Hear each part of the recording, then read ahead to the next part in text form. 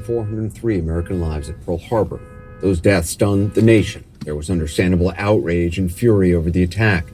President Roosevelt declared war on Japan the next day, called it a date which will live in infamy.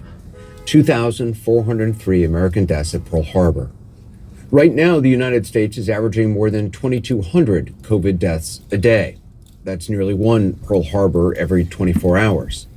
By April of next year, the University of Washington's Institute for Health Metrics and Evaluation projects the pandemic will have killed upwards of 100,000 more people in this country than all the American troops killed in 3.5 years of the Second World War.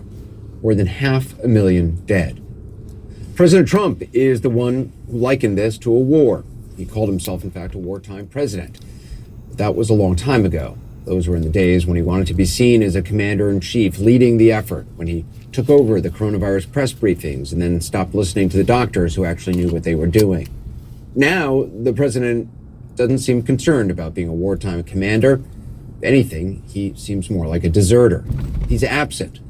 The American people have given him leave, voting him out of the ballot box, but he still has some weeks left. He has chosen to go AWOL. He's declined to join the fight against COVID. He's not rallying anyone to wear masks. He's not talking about our dead, our hurt, our fear. Yeah, it has been that way for months, I know, but it is particularly galling given so many of us are now sick and dying. December 8th, 1941, President Roosevelt said, and I'm quoting here, "There is no blinking at the fact that our people, our territory, and our interests are in grave danger." He was spelling it out for us. August 14th, 2020, is what this president told Bob Woodward. You and I. Nothing more could have been done. Nothing more could have been done. Well, I acted early. We'll Acted early. This. It was not just a declaration of surrender, but a justification for having already surrendered months before. Worse, unlike FDR, this president did not make it in front of Congress. His words came in a private conversation. He didn't have the courage or the decency to tell the American people the truth that he was forfeiting. But as far as he was concerned, he'd already done all he could, already checked out. Since then, another 115,000 of our fellow Americans, many of whom supported and voted for the president, as if that should even matter, but to him, you would think it might, have died of coronavirus. As of tonight, the count now stands at more than 283,000, with nearly 1,300 deaths reported just today. On Friday, the president signed an order proclaiming today National Pearl Harbor Remembrance Day. It reads in part, "We solemnly honor and uphold the memory of the patriots who lost their lives that day." He had nothing to say, however, about the 2,879 Americans reported dead in this country of COVID the night before he signed that proclamation. Nor did he speak of the dead at his largely maskless rally in Georgia the very next day. How many of them might have survived if more had been done, if more of us wore masks, social distance, if the president really was a wartime commander. Instead, he claims nothing more could have been done. And look at the shot there. See how most of the people behind him are not wearing masks? You may recall that is different than what you'd see when he was on the campaign trail, when he still hoped to get your vote before he lost the election. The campaign used to put people with masks behind him to at least pretend that they cared. In fact, they would give them masks often if they didn't have masks of their own. They were pretending to do the right thing. They're not even pretending to care anymore. It is now every man and woman for themselves. And look, that's the way it's always been with this president and the people he's chosen to surround himself with. But it's more clear than ever. As for the dead, the only dead the president spoke of were the ones in his fantasies about the election he lost. We know the Democrats will have dead people voting, and you got to watch it. Dead people, you wouldn't believe how many.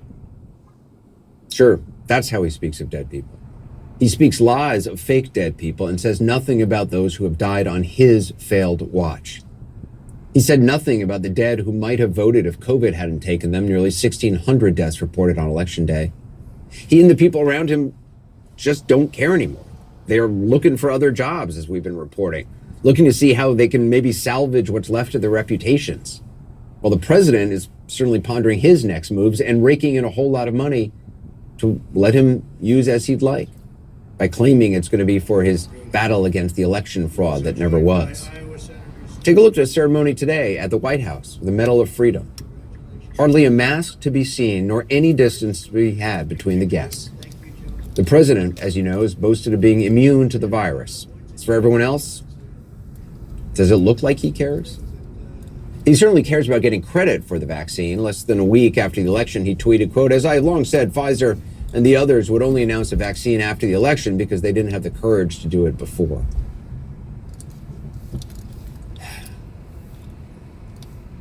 When it comes to the vaccine, which is as far as his interest seems to extend, late today, the New York Times reported that the administration in late summer actually turned down the chance to buy more doses from Pfizer, which would have meant more vaccines available on day one. The administration denies it. The vaccine could receive emergency use approval in a matter of days, but the president shows no interest in doing or even saying anything that might keep more people alive to get it. Certainly not helping the incoming Biden administration as much as they could. Not now, and perhaps not even up until inauguration. Not in August when he told Bob Woodward that nothing more could have been done. Not in April, months after he told Woodward the virus was airborne and far deadlier than the flu. So it's voluntary. You don't have to do it. They suggest it for a period of time, but this is voluntary. I don't think I'm going to be doing it. I just don't want to be doing, I don't know, somehow sitting in the Oval Office behind that beautiful Resolute desk, the great Resolute desk, I think wearing a face mask as I greet presidents, prime ministers, dictators, kings, queens. I don't know. Somehow I don't see it for myself. I just don't. Yeah, doesn't look good. Huffing and puffing after getting off a helicopter after having left the hospital early after having COVID, that apparently is presidential in this president's mind.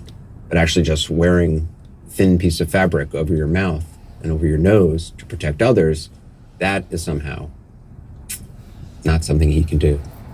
The self-proclaimed wartime president already announcing the terms of surrender in a war he never cared to fight because he could see nothing in it for himself.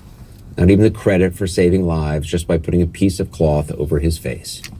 Nearly 1,400 Americans died that day, a fact alone which ought to live in infamy. Our care team for kids